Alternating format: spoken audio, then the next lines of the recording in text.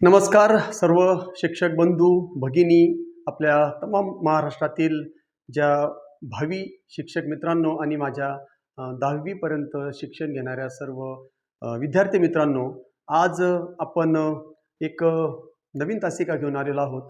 म्हणजेच काय तर आपली ही 7वी मराठी व्याकरणाची ही 7वी तासिका आहे आणि यामध्ये आपण अविकारी शब्दाचा जो प्रकार आहे तो आहे समुच्चयबोधक अव्यय. हिंदी में तो अपन अभ्यासना आहोत.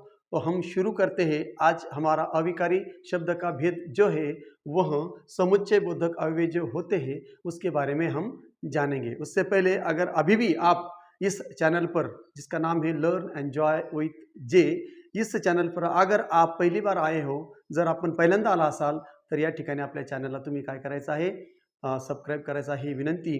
आणि जेणेकरून आपल्याला या ठिकाणी जे काही सगळे माझे व्हिडिओ आहेत, भरपूर विषयावर व्हिडिओ केलेले आहेत, परंतु सध्या मी फक्त आपल्या शिक्षक बांधवांसाठी TET पहिल्याच प्रयत्नात पास हा उपक्रम सुरू केलेला आहे आणि त्या उपक्रमाअंतर्गत मराठी व्याकरणाची ही आपली आत्ताची 7वी तासिका आहे.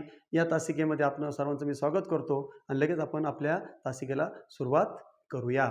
तो बढ़ते हैं हम हमारी तासिका की ओर, जिसका नाम है समुच्चय बोधक अव्यय. तो समुच्चय बोधक अव्यय जिसे इंग्लिश में कंजंक्शन भी कहा जाता है, और इसके पहले हमने जो अव्यय देखे हैं 2 प्रकार, उनके बारे में आपने अच्छी तरह से घर पर पढ़ाई की होगी, आशा करता हूं. और समुच्चय बोधक अव्यय की परिभाषा देखेंगे, क्या मतलब है उसका, समुच्चय बोधक अव्यय किसे कहते हैं, उसके बारे में हम जानेंगे. जो शब्द वाक्य में आकर 2 या 2 से अधिक शब्दों तथा वाक्यों को आपस में जोड़ने का काम करते हैं उन्हें समुच्चय बोधक अव्यय कहा जाता है या कहते हैं. क्या है परिभाषा, जो शब्द वाक्य में आकर 2 या 2 से ज्यादा, एक तो शब्दों को जोड़ने का कार्य करते हैं या तो वाक्य को जोड़ने का कार्य करते हैं, उन शब्दों को, उन अविकारी शब्दों को, अविकारी क्यों कह रहा हूं, क्योंकि उनमें लिंग वचन और कारक का कोई परिणाम नहीं होता, वो नहीं बदलते, लेकिन विकारी शब्द बदलते हैं. उसके बारे में हमने पीछे हम जान चुके हैं. तो ऐसे जो शब्द होते हैं जो वाक्य में आकर 2 शब्दों को या 2 से ज्यादा शब्दों को या वाक्यों को जोड़ने का काम करते हैं, उन्हें हम कहते हैं समुच्चय बोधक अव्यय, जिसे इंग्लिश में कंजंक्शन भी कहा जाता है.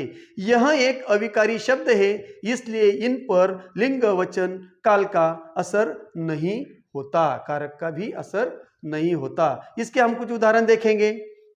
जैसे राम और श्याम भाई है. यहां पर राम और श्याम 2 जो नाम है उन नामों को यहां पर जोड़ने का कार्य किया है, यानी 2 शब्दों को जोड़ने का कार्य किया है. ऐसा यह शब्द है और. कौन सा शब्द है, और.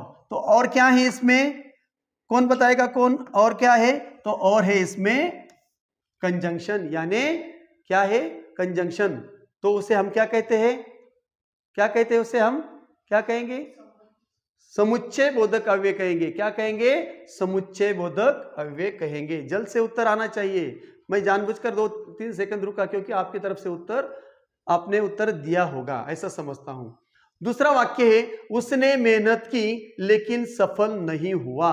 2 वाक्य, पहले वाक्य में 2 शब्दों को जोड़ा है और यहां पर 2 वाक्य को जोड़ा है. देखो, उसने मेहनत की, यह एक वाक्य है, सफल नहीं हुआ.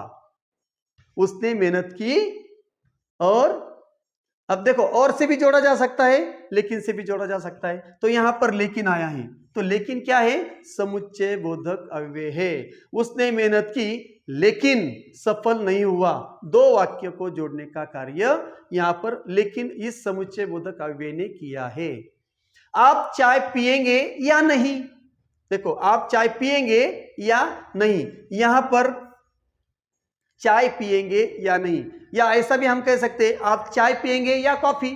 चाय और कॉफी को जोड़ने का कार्य यहां पर इस या ने किया है, इसलिए इसे हम समुच्चय बोधक अव्यय कहेंगे. अगला वाक्य देखते हैं, उसने पढ़ाई की इसलिए वह सफल हुआ. यहां पर लेकिन था और यहां पर इसलिए आया है. उसने पढ़ाई की इसलिए वह सफल हुआ.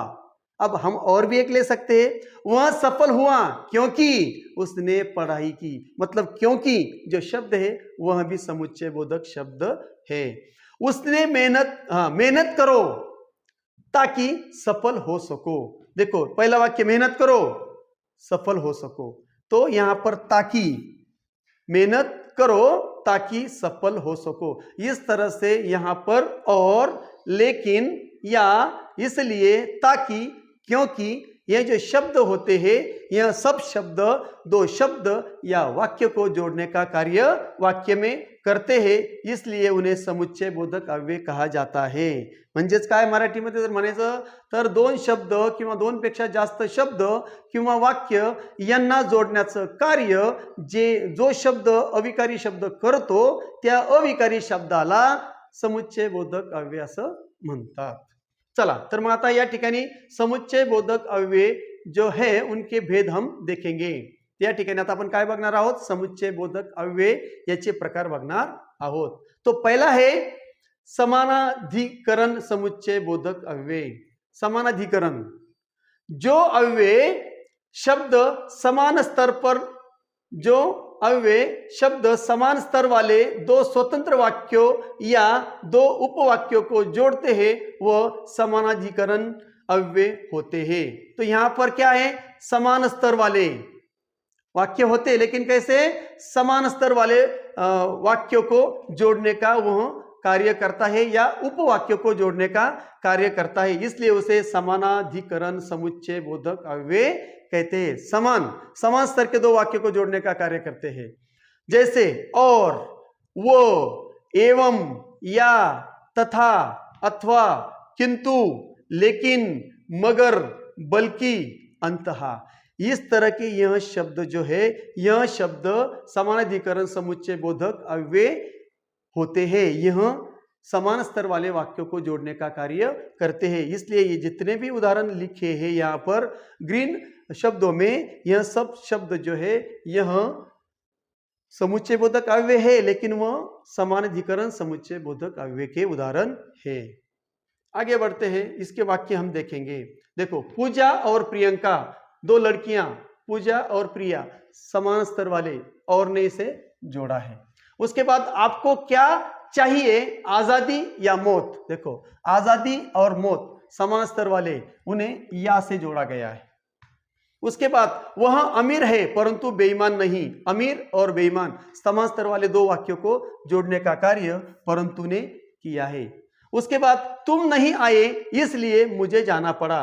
देखो, नहीं आना और जाना, तुम नहीं आए इसलिए मुझे जाना पड़ा, आना और जाना दो समान स्तर वाले क्रियाओं को जोड़ने का कार्य इसलिए यह इस शब्द ने किया है, इसलिए यह क्या है, समानाधिकरण समुच्चय बोधक अव्यय है। उसने खाना खाया लेकिन पानी नहीं पिया, तो यहां पर दो समान स्तर वाले, खाना और पीना, दो क्रियाओं को, दो समान स्तर वाले क्रियाओं को जोड़ने का कार्य यहां पर किया गया है, इसलिए इसे समानाधिकरण समुच्चय बोधक अव्यय कहा जाता है। चलो, उसके बाद में दूसरा जो भेद है उसकी तरफ हम जाएंगे, व्याधिकरण समुच्चय बोधक अव्यय। व्याधिकरण, पहले हमने देखा समानाधिकरण, अब हम देखेंगे व्याधिकरण समुच्चय बोधक अव्यय। जो अव्यय शब्द मुख्य वाक्य के साथ एक या एक से अधिक आश्रित उपवाक्य को जोड़ते हैं वे व्याधिकरण अव्यय होते हैं।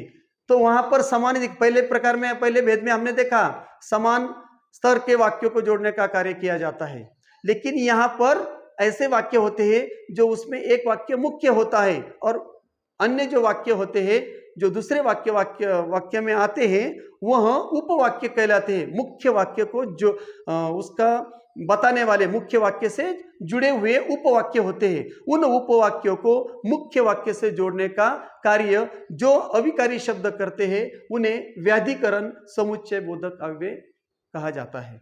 उदाहरणार्थ जैसे कि, ताकि, क्योंकि, अगर, यदि तो, यद्यपि, तथापि, अगर तो, अर्थात, यानी, फिर भी, ये ऐसे शब्द आकर क्या करते हैं, उस मुख्य वाक्य के साथ उपवाक्यों को जोड़ने का कार्य करते हैं। एक बार फिर से देखता हूं, कि, ताकि, क्योंकि, अगर, यदि तो, यद्यपि, तथापि, अगर तो, अर्थात, यानी, फिर भी।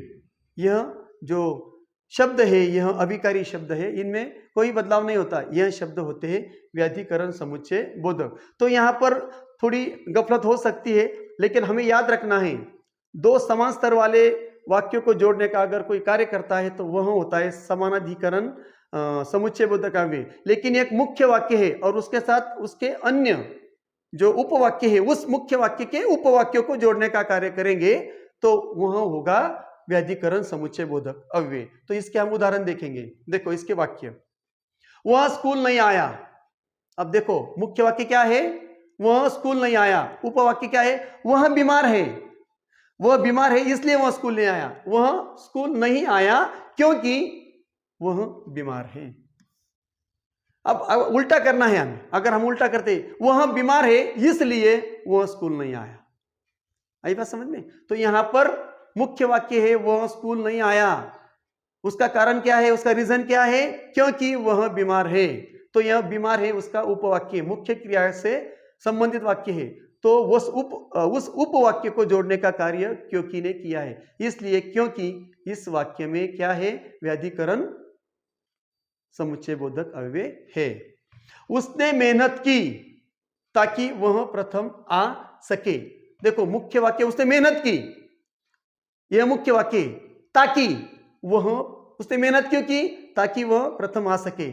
तो यहां पर ताकि ने उस उपवाक्य को जोड़ने का कार्य किया है। उसने मेहनत की इस वाक्य से उसका जो उपवाक्य है वह वाक्य जोड़ने का कार्य किया है। तो इस प्रकार में क्या है, इस भेद में क्या है, एक मुख्य वाक्य होता है और उससे रिलेटेड दूसरा जो वाक्य होता है उपवाक्य, उसे जोड़ने का कार्य किया जाता है।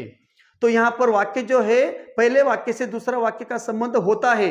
और जो पहला जो प्रकार है, जो पहला भेद हमने देखा, वहां पर समान स्तर वाले अलग अलग वाक्य हो सकते हैं, उन्हें जोड़ने का कार्य किया जाता है। शिक्षक कहा कि, शिक्षक ने कहा कि कल छुट्टी है। शिक्षक ने कहा, शिक्षक ने कहा। तो यहां पर मुख्य वाक्य क्या है, शिक्षक ने कहा कि कल छुट्टी है। देखो शिक्षक ने कहा, यह उसका उपवाक्य है, तो की से जोड़ा गया है। तो यह की क्या है, इसका व्याधिकरण समुच्चय बोधक अव्यय है। उसके बाद में पढ़ाई करो ताकि परीक्षा में पास हो सको। मुख्य वाक्य है पढ़ाई करो ताकि परीक्षा में पास हो सको। तो मुख्य वाक्य है पढ़ाई करो, और क्यों पढ़ाई करना है, क्योंकि आपको पहला आना है, आपको पास होना है, इसलिए यहाँ मुख्य वाक्य से यह उपवाक्य जोड़ा गया है ताकि। तो इस तरह से यहाँ पर ये जो वाक्य है, यह वाक्य, यह शब्द व्याधिकरण समुच्चय बोधक अव्यय है। आखिरी देखते हैं, यदि परिश्रम करोगे तो सफल हो जाओगे। यदि तो, देखो परिश्रम करोगे, यदि, अब यहां पर दो आए हैं, यदि तो, यदि परिश्रम करोगे सफल हो जाओगे। मुख्य वाक्य है परिश्रम करने की सूचना दी गई है ताकि आप सफल हो सको। इस तरह से यहाँ पर ये वाक्य दिए गए हैं। अब आपको इसके दो ही भेद है, दो ही भेद, एक है समानाधिकरण समुच्चय बोधक अव्यय और दूसरा है व्याधिकरण। तो समझने में आसान है। पहले जो है समान स्तर वाले दो अलग अलग भी वाक्य हो सकते हैं, उन्हें जोड़ने का कार्य किया जाता है। और व्याधिकरण में एक मुख्य वाक्य होता है और उससे रिलेटेड दूसरा जो उपवाक्य होता है उसे जोड़ने का कार्य किया जाता है। आपको उस वाक्य को देखना है और बाद में अंदर जो अविकारी शब्द है समुच्चय बोधक अव्यय है, उससे आपको उतना समझ में नाही आएगा जितना आप वाक्य को देखकर आपको समझ में आएगा। म्हणजेच काय तर या ठिकाणी जे काही समुच्चय बोधक अव्यय आहेत त्याचे दोन प्रकार आपण बघितले। पहिला आहे समानाधिकरण, त्यामध्ये दोन समान वाक्यांना मग ते वेगळ्या अर्थाचे पण असू शकतात, वेगळे पण वाक्य असू शकतात, त्यांना जोडण्याचं कार्य केलं जातं। आणि दुसऱ्या प्रकारामध्ये मुख्य वाक्य असतं, म्हणजे जे दोन्ही वाक्य असतात ते एकमेकाशी संबंधित असतात, त्यांना जोडण्याचं कार्य केलं जातं मुख्य वाक्याला, किंवा एक पेक्षा जास्त पण वाक्य त्या ठिकाणी असू शकतात। अशा प्रकारे त्यामध्ये जोडण्याचं कार्य केलं जातं। चलो अब हम बढ़ते हैं होमवर्क, गृहपाठाच्या अपन पेज पर अपन आलेलो आहोत। तो आपको क्या करना है, आपको, अब मैंने ये 4 वाक्य दिए हैं, तो 4 वाक्य, 4 नहीं आगे भी है, तो आपको यह होमवर्क जो है आपको करना है। अगर आपको अच्छी तरह से यह तासिका समझ में आई है तो आप जरूर ये अच्छी तरह से करोगे। नहीं समझ में आती है तो वापस देखो, वापस देखने में कोई पैसा नहीं लगेगा। और बस थोड़ा वक्त लगेगा, लेकिन वक्त लगेगा तो हमारा ही फायदा है, हमारा नॉलेज बढ़ेगा। तो यहाँ पर अब होमवर्क आपको कर कर मुझे भेजना है, मुझे लिखकर कमेंट्स में भेजना है। अमित और सुमित सो रहे हैं। उसके बाद में यहाँ पर और से जोड़ा गया है, तो आपको क्या करना है, इसका जो भेद है वह भेद आपको क्या करना है, इसका भेद आपको मुझे लिखकर भेजना है। उषा बहुत तेज दौड़ी लेकिन, देखो यहाँ पर प्रथम नहीं आ सकी। यहां पर समानाधिकरण और यहां पर क्या है, क्या है, वैधिकरण। आई बात समझ में? दो का उत्तर मैंने तो दिया है, आगे का नहीं दूंगा। उसके बाद मीरा खाना नहीं खा सकती क्योंकि वह बीमार है। मीरा खाना नहीं खा सकती क्योंकि वह बीमार है। वह कार से आएगा अथवा बस से। वह कार से आएगा अथवा बस से, देखो कौन सा है। उसके बाद में आगे बढ़ते हैं। वर्षा हो रही थी इसलिए मैं स्कूल नहीं आया। इसलिए मैं स्कूल नहीं आया। रोटियां मोटी किंतु स्वादिष्ट थी। किंतु, मोटी स्वादिष्ट, किंतु, किंतु से जोड़ा गया है। अभी सो जाओ ताकि अगली सुबह जल्दी उठ सको। ताकि, देखो ये वाक्य आपको ख्याल में लेना है। यद्यपि वह अमीर है तथापि कंजूस है। यद्यपि, तथापि, यद्यपि वह अमीर है तथापि कंजूस है। वह मेरा मित्र है अर्थात मुझे, देखो अर्थात, वह मेरा मित्र है अर्थात मुझे उसकी मदद करनी चाहिए। इस तरह से यह 9 वाक्य मैंने आपके प्रैक्टिस के लिए दिए हैं ताकि आपको समुच्चय बोधक अव्यय अच्छी तरह से समझ में आ सके। इन होमवर्क जो आपको दिया है इनके उत्तर मुझे आप कमेंट्स बॉक्स पे लिख कर भेज सकते हो, भेजना ही है ताकि मुझे भी समझ में आए आप स्टडी कर रहे हो। मिलते हैं अगली तासिका में। आपको अगर यह तासिका मेरा पढ़ाने का तरीका पसंद अगर आया है तो लाइक ज़रूर करिए। कभी कभी बोलने में थोड़ी गफलत हो सकती है, कभी कभी शब्द आगे पीछे हो सकते हैं, तो उतना आपको समझ लेने की मैं आपसे विनती करता हूँ। जैसे इसका जो आखिरी अविकारी शब्द है विस्मयादि बोधकाव्य, उसके लिए फिर मिलेंगे। तब तक के लिए जय हिंद, जय महाराष्ट्र।